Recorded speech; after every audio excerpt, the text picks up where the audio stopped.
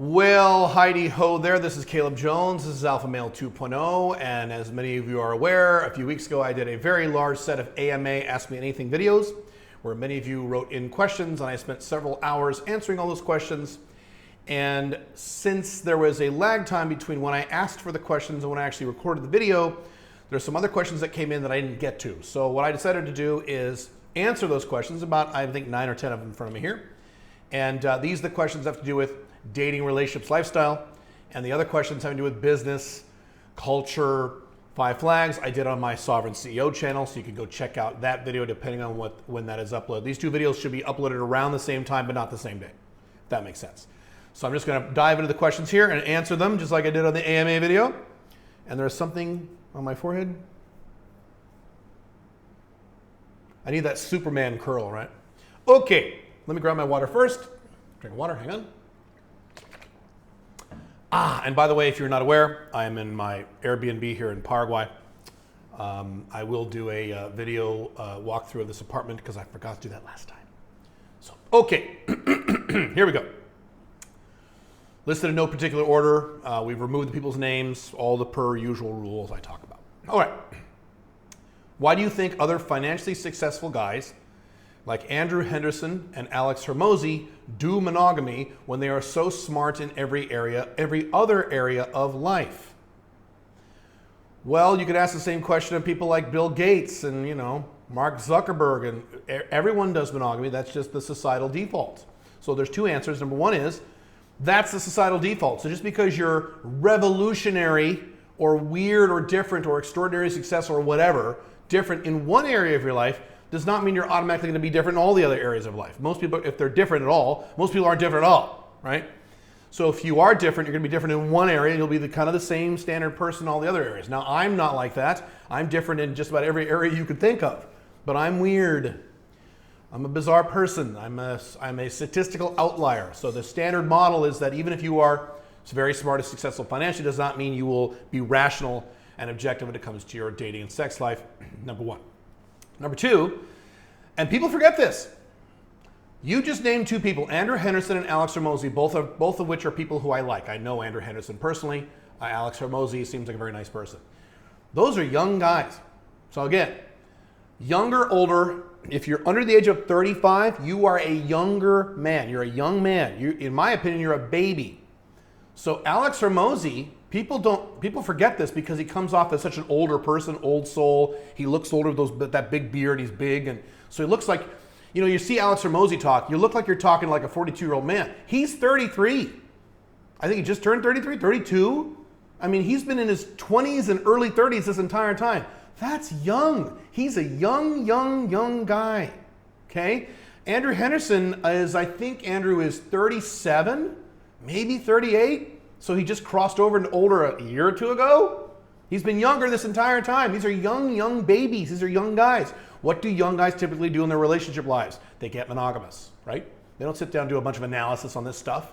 I mean, they do, but they do it from the standpoint of monogamy, right? So, I mean, goddamn, Andrew Tate just turned 35, I think, last year. That would explain a lot of his behavior. He's a young man. These are young guys. So don't be fooled just because they're really smart, or because they make a lot of money, or because they come off as older.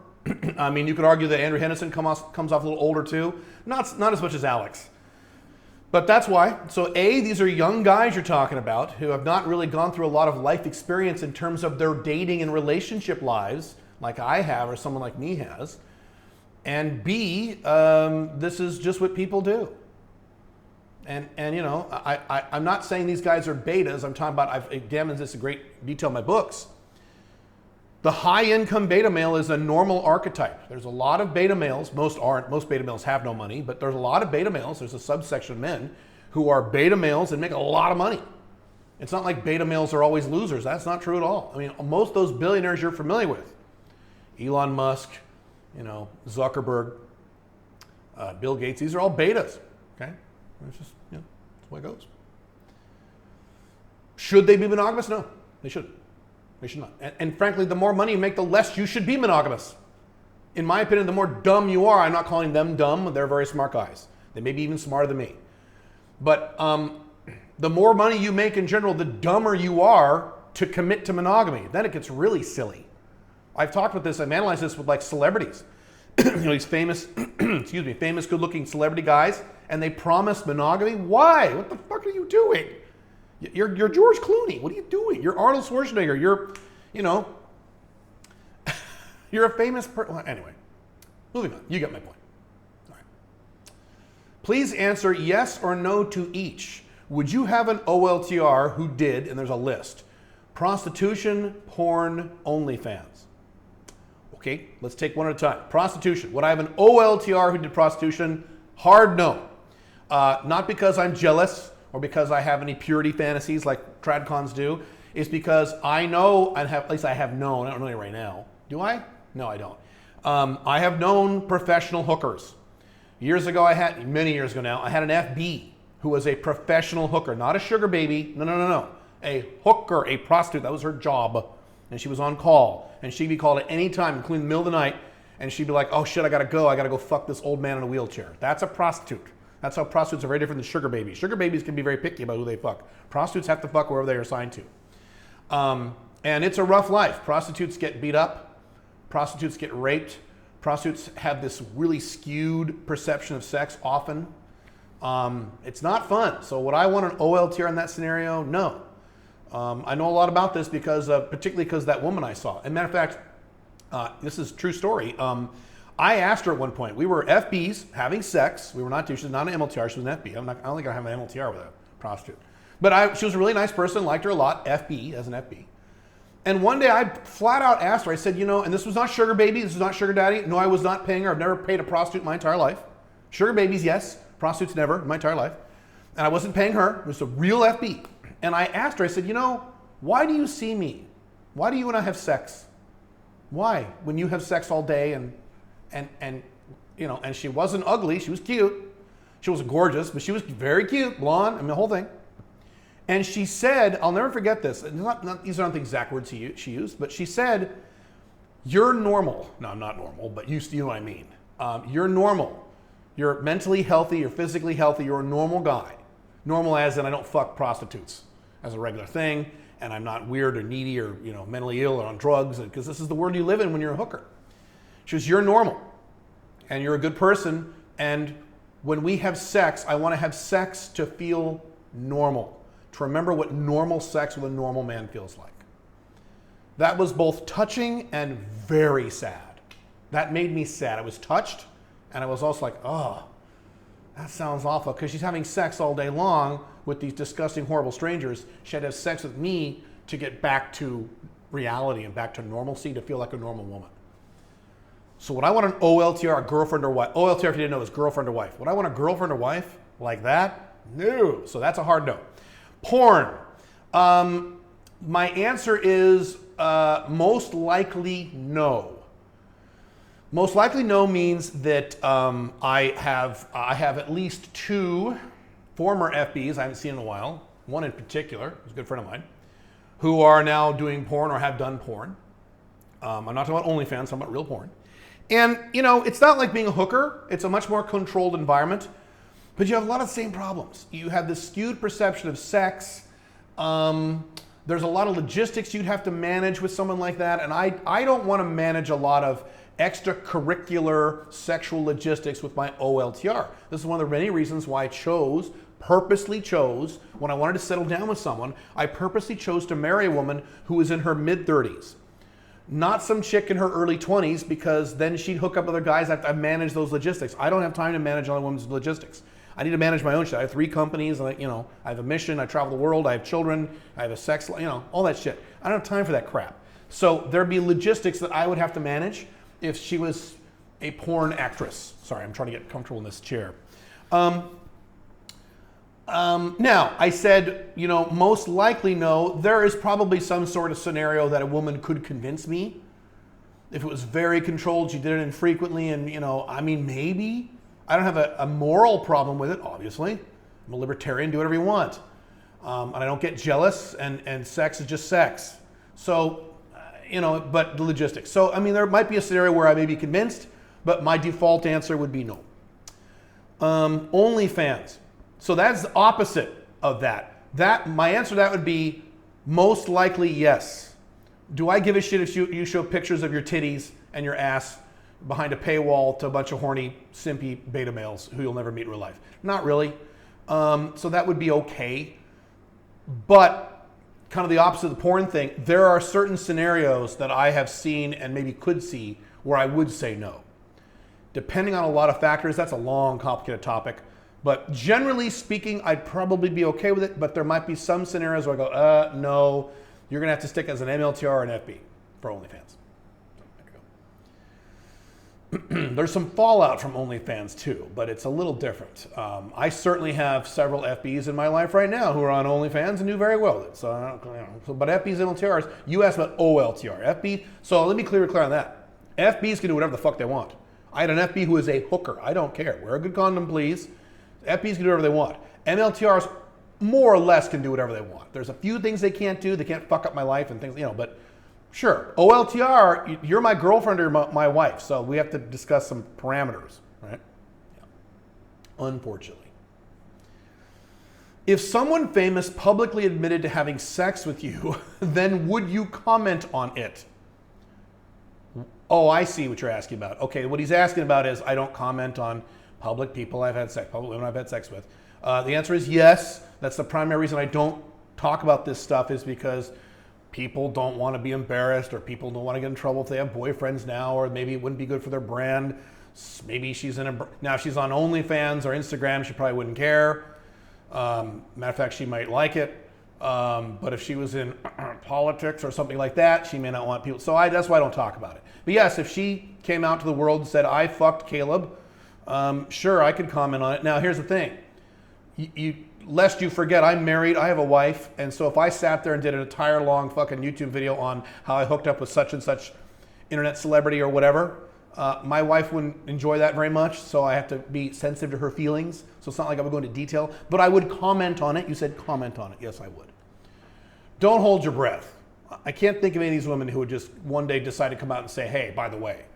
I mean, unless I got really famous, but I won't get famous because I don't want to be famous. There you go. Have you found that over 33 women care less if the other women you're seeing are also their age rather than much younger girls? No, I have not seen that. Women over 33 either care a lot, often they do, usually they do, or they don't care, or they tolerate it. The age doesn't really make a difference. Now here's one thing. There's a caveat to that. Women over 33 are disgusted when a man their age hooks up with like an 18-year-old or a 22-year-old. They're disgusted, particularly if they have children older than that. So let's say you're hooking up with a woman who's 38 and she has two sons who are like in high school, okay? And you go bang and it's an open relationship, non-monogamous, it's an MLTR or something, and you go hook up with a 19-year-old girl. She's gonna have a real problem with that because she has children who are younger than her. You're having sex with a baby, that kind of stuff. So in that respect, yes, there is a difference. But that has no bearing on how jealous she'll be or upset or not about whether you're having sex with other women. I don't know when this video will go up. This video will probably go up after the Pink Firefly AMA goes up. So in that video, if you've seen it or you will see it soon, I mentioned once that I was seeing a lot of younger women when we were in the United States, still to this day. And she's like, oh, younger women are something, same attitude about younger girls because she's over 33, although she doesn't have kids, that does help. Then one day I hooked up with a woman in her 40s. And I came right home and I told Pink Firefly all about it. I don't normally do this, but I said, hey, you'll be proud of me. I hooked up with an FB today and she's in her 40s. And I figured Pink Firefly go, oh, good, finally a normal woman, thank God. To your point, I had the same guy logic. Well, if she was like younger women, she must not have a problem older. She was horrified. She's like, what? No, I'm overdoing it. She doesn't emote that negatively, but she's like, wait, what? Why? I said, why? Because she's hot? What the fuck? She goes, wait, why? She got all suspicious and weird. She goes, why would a woman in her 40s have sex with you? Implying that a woman in her 40s only have sex with me if she really liked me. Okay, so that did not make her any happy whatsoever. She had just as much of a problem, and that's been my experience with women over 33. If she cares, she cares. It doesn't matter how old they are. If she doesn't care, she doesn't care. It doesn't matter how old they are. Minus that if she has older children and she's disgusted if they're like 18, 19-year-old girls and she's in her 40s or something like that. Agree or, let's see. Lose my place here. Agree or disagree. Latinas give more drama but don't push for traditional marriage or relationships. But Asian girls have less drama but push for more traditional relationships. Okay, so you have to make the distinction here, and a lot of guys forget to do this. There's a difference between Latina women and Asian women who are in Latin America or Asia right now, and they grew up in that environment, they're in that culture, they're seeped in that culture, and Latina women or Asian women who were born and raised or close to it in the West. So if she's Latina, but she was raised in the United States since she was 4, it's not going to be as an intense Latina thing as if she was here in Paraguay her whole life. Same thing with an Asian girl. She's Chinese, but she was born and raised in the United States from the age of 4 or 6 or 0. You know, she's almost like a white girl. I mean, there's a little bit of that stuff, but not much. It's mostly with her family.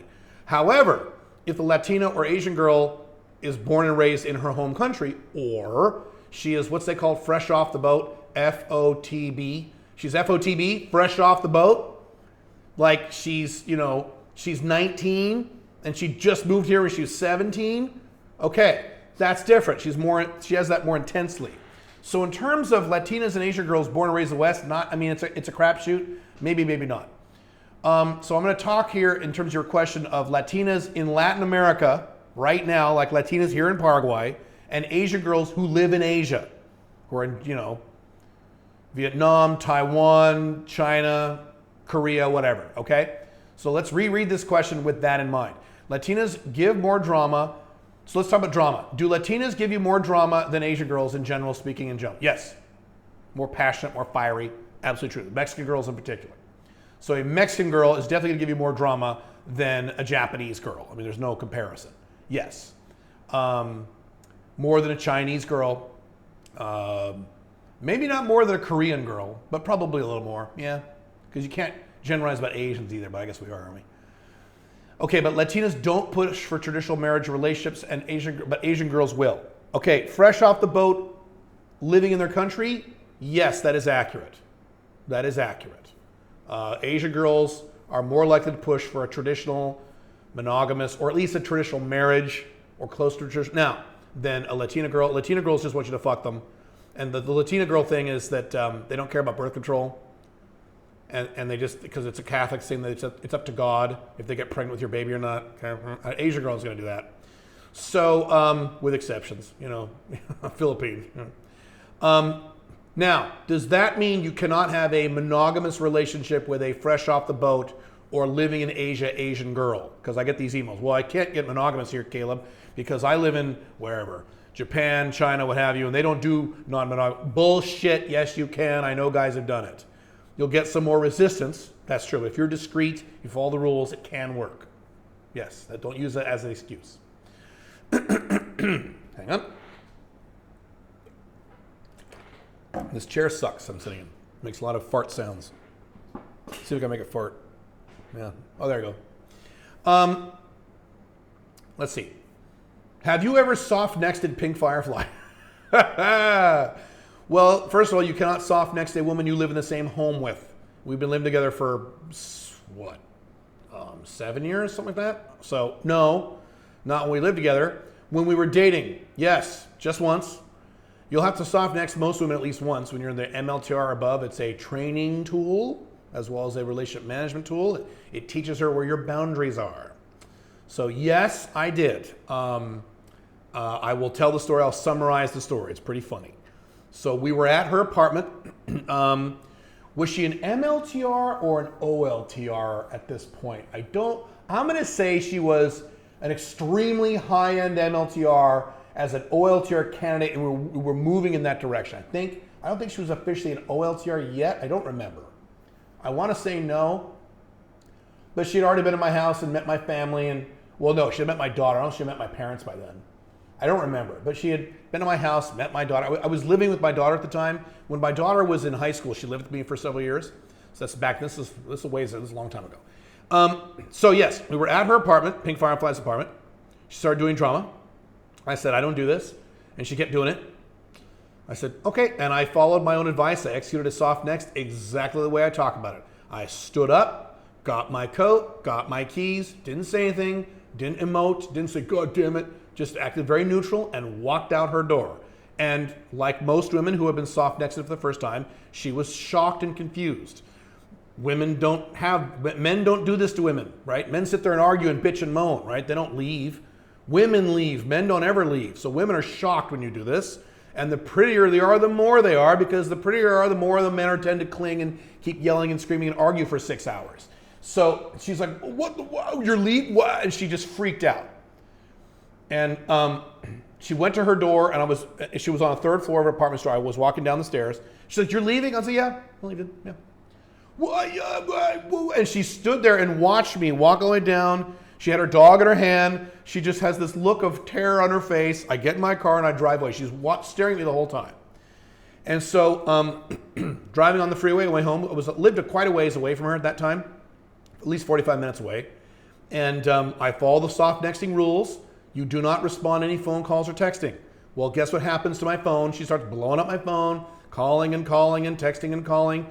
I follow my own advice. I muted it, put it face down in the chair, turned on some music, and just had a nice day and drove. Ignored all of her calls, all of her texts. That's how you execute a soft next.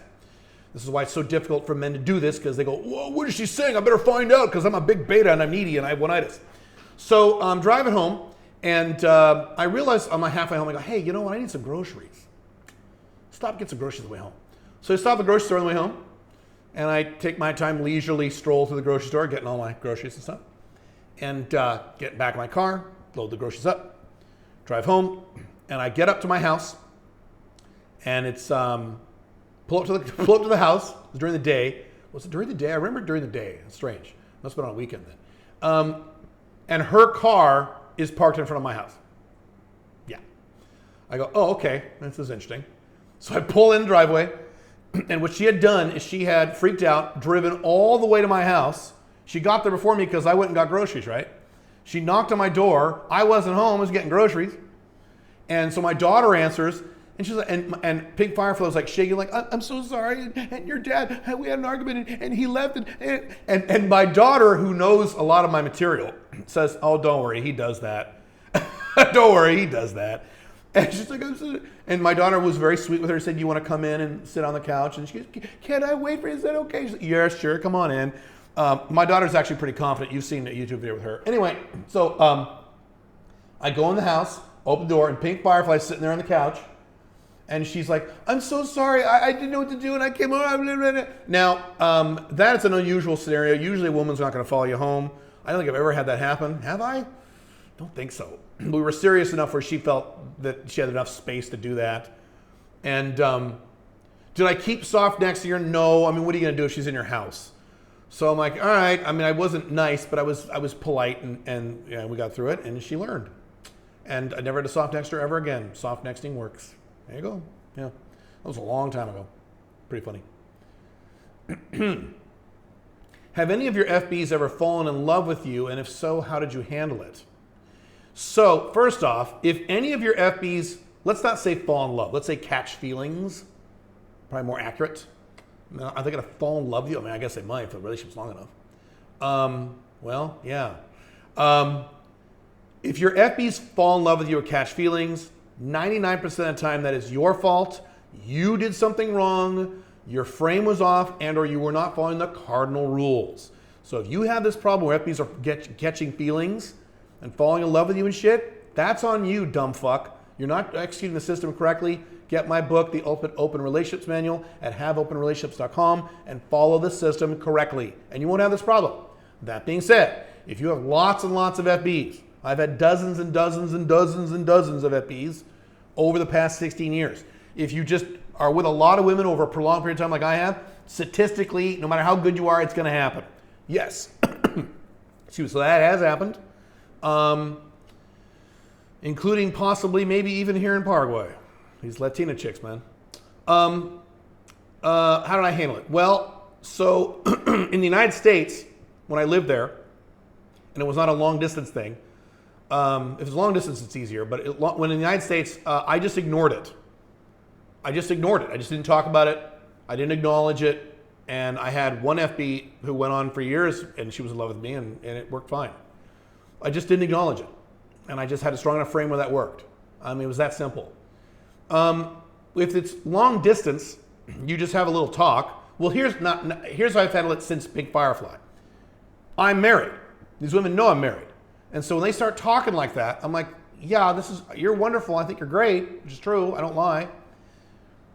But I'm married. Okay, so I can only have, I'm married. I have a wife. Now, hilariously, you'll have places, speaking of Latinas, they'll say shit like, yeah, but that's your wife. And so they see Latino culture, they understand monogamy doesn't work. They don't say it to the world, but they understand. Very similar to like Southern European culture. They quietly understand monogamy's bullshit. And so they say things like, well, that's your wife. I mean, I'm not threatened by your wife. I mean, come on. That's how I just handled it that way. I said, sorry, I have a wife. I can't love you and love her. That's not how it works. Sorry. It was that straightforward. Has it happened often? No, it has not happened often because I follow my own rules. I'm very, very clear about these things. So it hasn't happened often. But I've had a lot of FBs. A lot of FBs. I mean, more than, I don't know if I've had triple digits number of FBs. Maybe. I don't think so. No, probably. Well, I don't know. I don't know at this point. But anyway, it's just one of those things. So, yeah. I'm not sure if I answered your question, but that's how I handled it. Yeah. What red pill advice do you disagree with the most? And what do you agree with the most? Well, the problem with red pill is that it's not advice. I'll answer the question, but my biggest problem with red pill is that it's not advice. It's opinion on, oh, look how horrible this is. Look at this dumb bitch. Look at this stupid feminist. Oh my God, look at this thought who thinks look at this dumb girl. Those are, most videos. Most videos, articles are about look at this dumb girl, or look at these dumb women, or look at these, socialists or left-wingers, or isn't this awful, isn't this horrible, look at this stupid movie and this, that, and that's not advice, that's commentary. And how many times do you need to hear everything sucks? You need to hear it 1 or 2 or 3 times, and then you take action. As I've said many times, red pill is a door you pass through, not a house you live in. So red pill is critical if you're a total blue pill beta and you've never seen this stuff, and then you read Rollo's book and it opens your eyes. That's great. Do you need to keep rereading Rollo's book? No. Nothing against Rollo's book. It's a great book. You should read it if you haven't. I have. Okay, it's great. But do you need to keep watching, how many fucking videos do you hear about how horrible hypergamy is? Really? No. You need to take action. My material, Alpha Male 2.0, is action. It's the inverse of red pill. Red pill is maybe 80-20, 80% bitching about the world and 20% action. Alpha Male 2.0 is the opposite. 20% defining the problem, 80% solving the problem. It goes all the way back to Tony Robbins 30 years ago. Don't spend more than 20% of the time defining the problem. Then shut the fuck up and get to work solving the problem. Don't sit there and say, oh, this sucks. So that's the challenge with red pill. So in terms of, that's my challenge with red pill. Red pill appeals to, not all men are like this in red pill. Okay, I'm exaggerating and I'm generalizing. But I would say 60+% of men in red pill are angry guys who like being angry. I've talked about this many times before. So if you're an angry guy and you like being angry, you can sit there and talk about how horrible everything is, and you'll never make your life better, and that's fine. Now, other guys in red pill who take action and do amazing things, that's the other 40%. Good for them. I love those guys. Okay, what red pill advice do I disagree with the most? God damn, where do I start? Well, the biggest one is, I have an answer. The biggest one is the Republicanish, Tradcon-ish influence of red pill, where they either say this or they heavily imply this. Usually they heavily imply this because you don't want to get married. A lot of red pills say don't get married, it's terrible. But they say if you do want to settle down with a woman, if you do want to get married, well, the correct way to do it is, it's the standard 2 things, it's this Alpha Male 1.0 bullshit. Marry a woman who hasn't fucked any other guys, who's a virgin, or only have fucked 2 or 3 men, and that's at low body count, and then be alpha. And then you'll never get divorced, which is false. Completely fucking false. So I disagree with that. What do I agree with the most? Oh, all the frame of not falling into a woman's frame and being an independent man and all that stuff. All that stuff's great. That's why I like Red Pill. So, I guess if you scrape away all the negativity, which is 60, 70% of it, and you just look at the techniques, most of the techniques of Red Pill are good. And most of the frames are good. They are. Okay, I think this is the last question. Yeah, this is the last question. Okay. I know you don't agree with Nofap. That's not true. That's incorrect. I don't disagree with Nofap. I don't disagree or agree. I have no strong opinion on that. There are times where it might make sense. I've never said I disagree with Nofap. I've never said this.